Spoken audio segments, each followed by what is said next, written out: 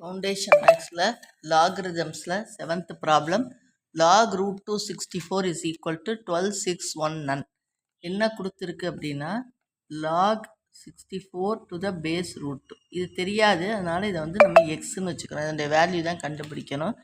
இப்போ லாகை வந்து மறைச்சிக்கிட்டு இது எக்ஸ்பனன்ட் ஃபார்மில் எழுத சொல்லி கொடுத்துருக்கேன்ல, ரூட் 2 the whole power, இந்த எக்ஸ் வந்து மேலே வந்துடும், ஈக்குவல் டு 64 அப்படின்னு வந்துடும். இப்போ இந்த root 2x is equal to எக்ஸை வந்து 64 எப்படி எழுதலாம்னா 2^6ன்னு எழுதலாம்.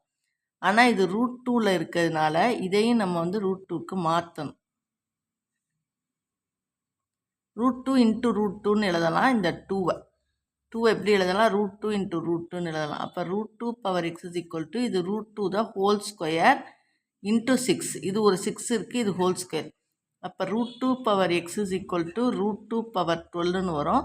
இந்த ரூட் 2 ஈக்குவலாக இருந்தால்தான் நம்ம பேஸ் ஈக்குவலாக இருந்தால் தான் பவரை வந்து ஈக்குவேட் பண்ண முடியும். அதனால தான் இவ்வளோ வேலையும் பார்க்குறேன். இது ரூட் 2ஆக இருக்கிறதுனால இதையும் ரூட் 2 கொண்டாடணும். ஆனால் 2ல் தெரியும் நமக்கு 2^6ன்னு.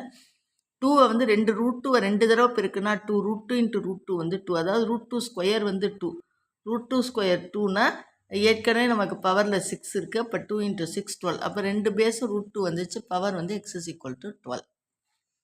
அப்போ ஆன்சர் வந்து 12. இந்த லாக் இந்த ஆன்சர் வந்து 12. அப்போ ஆப்ஷன் வந்து ஏ.